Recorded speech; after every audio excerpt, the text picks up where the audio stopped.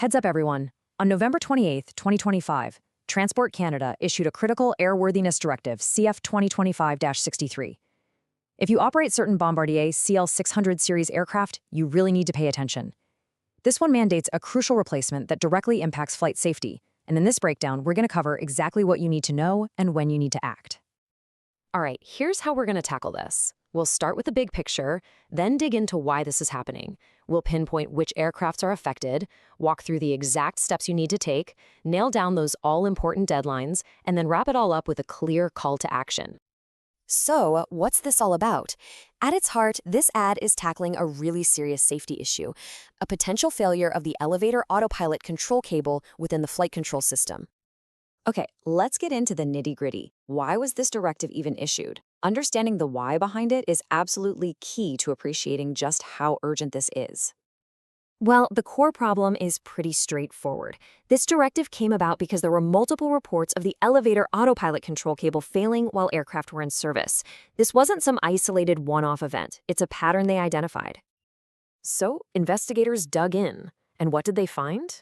The culprit is something called cyclic fatigue. You can think of it like bending a paperclip back and forth, over and over again. After enough cycles, it just weakens and snaps. That's exactly what's happening to these cables after thousands of hours of stress in the air. And make no mistake, this isn't just some minor hiccup. When one of these cables fractures, it can literally cause the elevator's servo drum to jam. And what does that mean? It means the elevator can get stuck, severely restricting movement in one direction. And that's a massive problem for pilot control. And the directive itself is crystal clear about the stakes. They say, and I'm quoting here, it could lead to loss of continued safe flight and landing. You know, it really doesn't get more serious than that. Okay, so that's the why. Now, for the big question a lot of you are probably asking, which aircraft are we talking about here? Let's nail down the specifics. This AD applies to all serial numbers of these 6 specific models. That includes the Challenger series and several CRJ variants. So if your fleet includes any of these, this directive is for you. All right, we know the problem and we know who it affects. Now, let's talk about the solution. What exactly does Transport Canada require you to do? The fix is very direct, a complete replacement of the elevator autopilot control cables. And I want to be super clear here, this is not an inspection. It is a full-on mandatory replacement. You've got to follow the instructions in the specific service bulletin for your model to the letter. Now, this is a really important detail you can't afford to miss. There are 2 different service bulletins. For most of the models, you'll use SB 670BA27-078. But, and this is a big but, if you're working on the CL-600-2B19, you need a different one, SB 601R27167. You absolutely have to get this right for compliance. And now, let's get to the part everyone is waiting for, the deadlines. This is the stuff that your planning, maintenance, and commercial teams really need to dig into because the timelines are tiered and you'll need to do some careful tracking. For this first group of aircraft, it all comes down to the flight hours on the cable itself. It's simple, really. The more hours on the cable, the less time you have.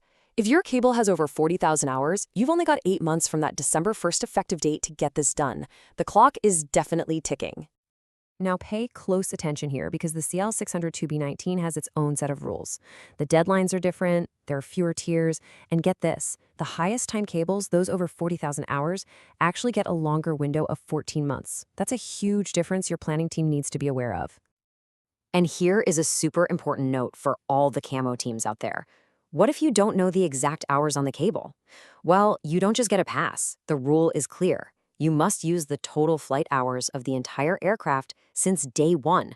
This really hammers home why meticulous record keeping is just non-negotiable. All right, let's bring it all home. What are the key takeaways? What's your immediate call to action? So here it is in a nutshell. This is ADCF 2025-63.